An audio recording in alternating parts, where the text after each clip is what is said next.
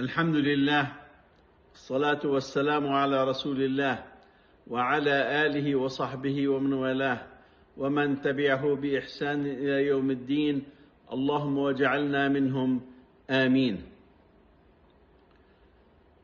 What is going on with the Islamabad negotiation? What's the aftermath and where to go from here? First of all, to understand what the Islamabad meeting was all about, we have to understand why this meeting took place. And was there any expectation that a comprehensive agreement can be reached? If you go back a few weeks, we started with Trump threatening to destroy all the power plants in Iran and to destroy all the bridges in Iran and to destroy things and bring Iran to the Stone Ages. Then he went a step further. Just a few days before the agreement to meet in Islamabad, he came out with saying that he will do something for Iran out of the ordinary. He will end the civilization there. And this civilization will not be able to rise again. To the point that the son of the Iranian president have mentioned that some people start thinking that Trump might use nuclear weapons. And this is not really an option from my perspective. It's out of the question. But what Trump have done is to put himself in a corner with all those threats. And the time was coming to a close. And of course, hundreds of thousands of Iranians all over the country start gathering on bridges and near power plants, to the point that Trump said that what they are doing is a war crime, forgetting that what he is promising is a real critical war crime that anybody can see it. Anyway, he talked to the Pakistanis to try to rescue him from this situation. And the Pakistanis came with this proposal that was coordinated with Trump for a 2-week ceasefire, and there will be a start of the negotiation, which really started within 48 hours. And as expected, there was not a comprehensive agreement. After that, we have heard threats from Trump and threats from the Iranian and so on and so forth. And this is to be expected. Each one wants to show their strength and their position in this regard. The negotiation did not really go well on the nuclear issue, also on the Iranian assets in the U.S., which is more than $100 billion in the U.S. and other places. Also, there were some other issues that were discussed, the Strait of Hormuz.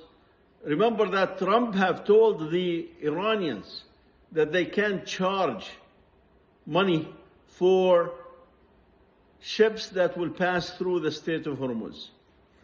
And a member of the Iranian delegation, listen to this, a member of the Iranian delegation said that the U.S. have asked them to split the proceeds between Iran and the U.S.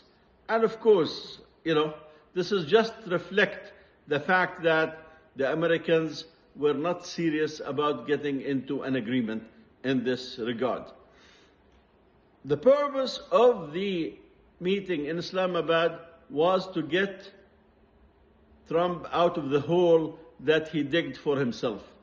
Now he is out of the hole, and he's coming with new threats that he want to do a new proposal that he is giving, that tomorrow by 10 o'clock Eastern Standard Time, he will put a blockade on the Strait of Hormuz.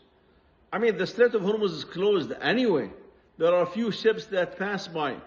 But what he's saying is that we're going to prevent Iran from charging money.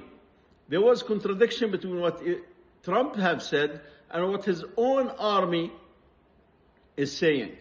He's saying we will not allow any ship to pass by. The army is saying something else, that that they will allow certain ships to pass by. So this contradiction that you're going to hear different stories is again not strange. Where this thing going, there will be another negotiation. This is clear because basically Trump have went through this to avoid continuing the war because it became costly for the U.S. reputation. The world, NATO, has abandoned Trump. Nobody is coming to his help. I mean, we have seen Trump asking the world for help. We have seen Trump saying that there is this strong collection of nations that will be beside the U.S. to open the Strait of Hormuz. And after that, we did not hear anything about it. Because basically he was talking about UAE, United Arab Emirates, which is funny, and another small country that have promised to come to his help. But NATO have turned him down. All the countries in NATO have said, no, this is not our war and we will not participate. So from my perspective, I don't think that the war will continue in the near future. There will be a new negotiation. There will be some new maneuvering by both sides. Remember that Vance, who led the American delegation, is thinking and considering running for president in 2028. So basically, he is moving cautiously in this regard. And I do think that the Iranians did not accept to negotiate with Kushner and Witkoff. And basically because they know that they have fooled them initially, that they are Zionists, that they are tools in the hands of Netanyahu and the Zionists in this regard, although they pretend to have total loyalty to President Trump. And I think Iranians have requested somebody else, and that's why J.D. Vance was sent to head the delegation. And he needs to be careful, because if he have accepted certain conditions at this stage, he will be shown to be weak, and that will affect his chances in 2028.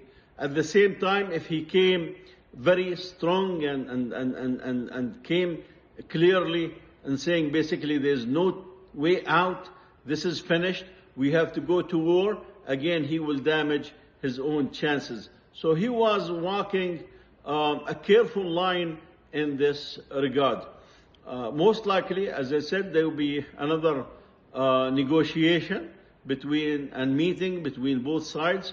Could be high level, could be on the experts level, because the U.S. have took with them to Pakistan a high level expert group, which Iran seems not to have taken the same in this regard, at least on the news that came out. So negotiation will continue. There's no doubt that the Zionists and their supporters in the U.S. will push for the continuation of the war. What is noticeable is that Iran came to Islamabad with red lines, and some of those red lines have turned into different colors. For example, they initially said we will not go to Islamabad until the war on Lebanon stops. But then they decided for reason or other to go. And they said we will not meet with the American delegation until the war in Lebanon will stop. Well, the war in Lebanon did not stop, and they met and they discussed issues. So it looks like Iran was willing to compromise on some of its demands, but the U.S. was not. And again, because this meeting was not supposed to bring a comprehensive solution to this regard.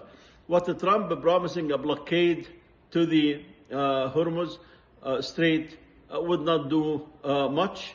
In fact, the way that Trump is behaving, it's again clueless.